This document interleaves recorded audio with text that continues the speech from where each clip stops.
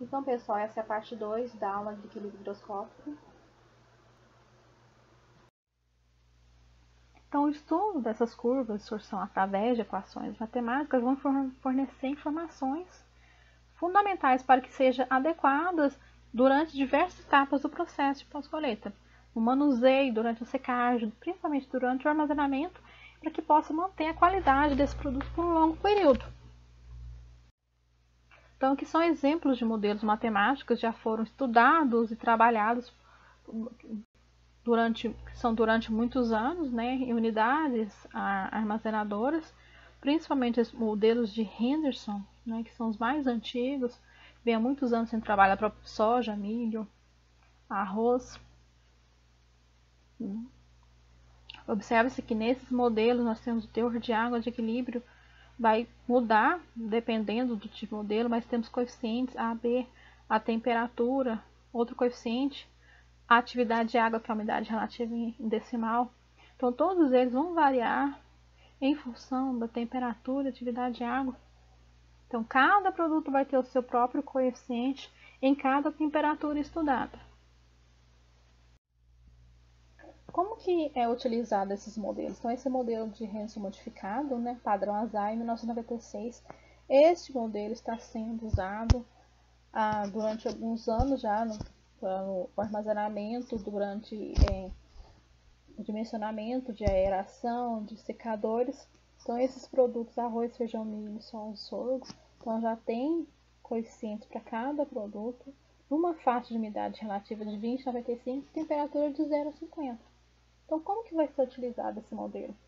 Queira-se que eu quero fazer uma secagem de uma soja que está com 25% de teor de água, eu quero secar até 12, 13%. Porém, eu tenho que saber qual que vai ser a temperatura do ar e a umidade relativa desse ar para que ocorra esta secagem. Se eu for secar a temperatura de 25 graus e a umidade relativa de 60, vai chegar a um ponto que esse produto não vai secar mais.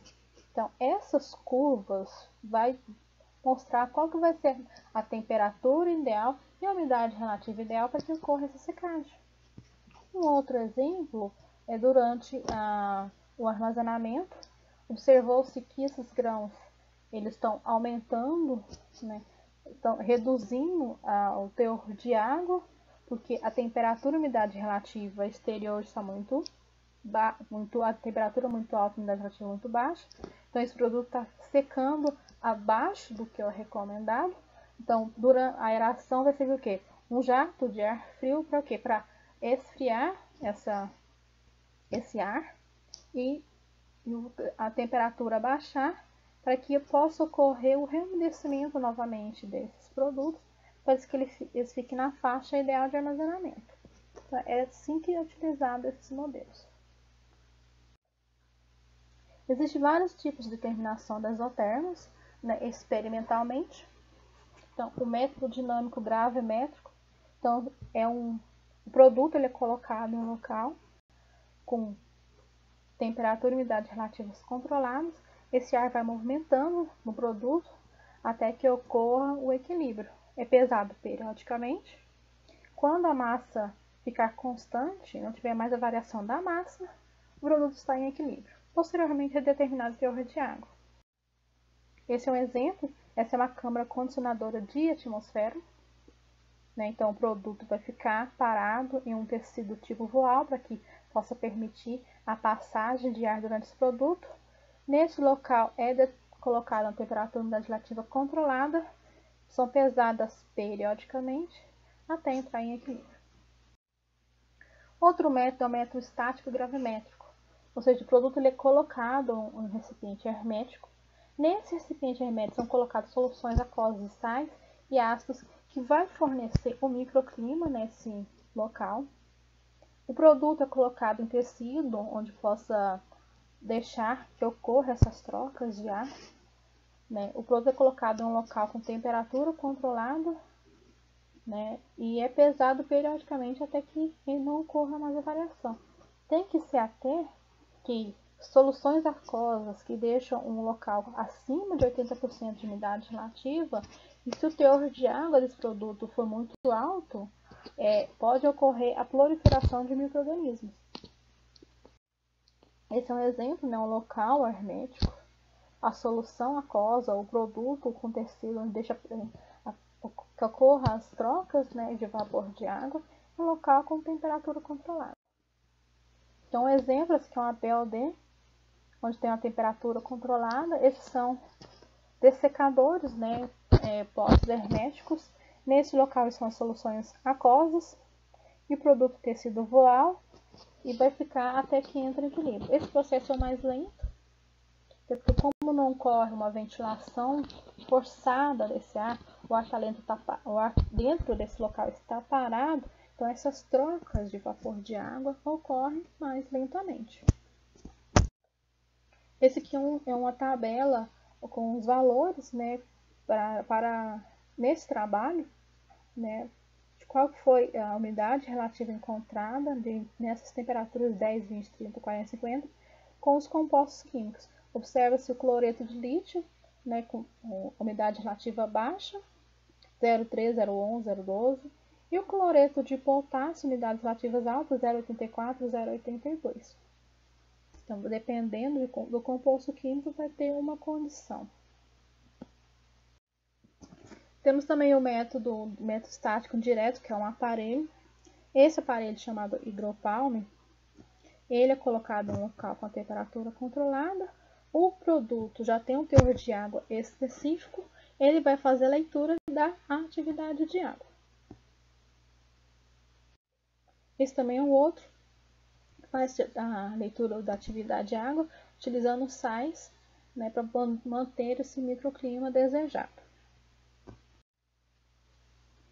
Então, durante todo esse processo, né, de reumedecimento e perda de água, né, que o grão pode sofrer durante o armazenamento, né, em um local onde não tem controle de temperatura e umidade relativa, tem-se o fenômeno chamado esterese. O que é esse fenômeno? Ocorre quando os valores obtidos durante a absorção e desorção para a mesma condição de umidade relativa do ar, os teores de água vão ser diferentes. O que acontece? O calor de desorção vai ser maior que o calor de absorção. Então, para que ocorra esse fenômeno de entrada e saída de água, é necessário uma energia para que isso ocorra. Essa energia é chamada de calor, é necessária.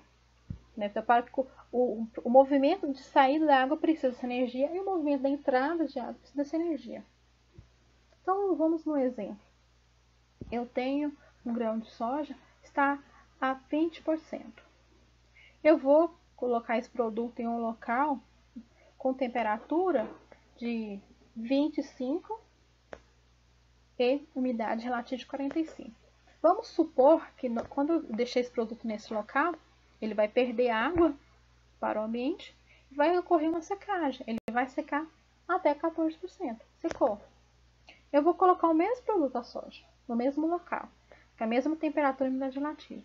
Esse produto está seco, ele está com 8%. Então, ele não teria que chegar a 14 porque ele está na mesma condição?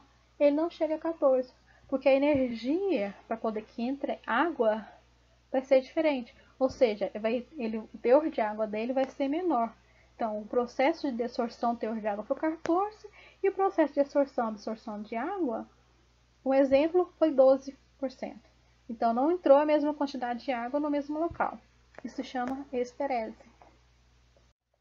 Um exemplo de esterese, né? Então, aqui, nesse produto, né, processo de desorção e o processo de adsorção, esse aqui é uma isoterma, a mesma isoterma, que é a mesma temperatura, a mesma condição, porém, os teores de água vão ser diferentes.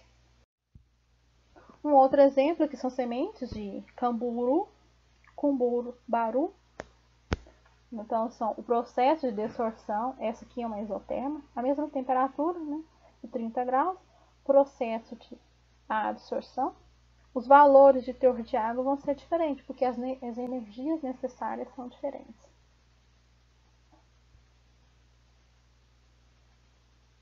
Então, o teor de água, né, para o processo de desorção vai ser maior do que o teor de água para o processo de adsorção, na mesma condição de umidade relativa e na mesma temperatura.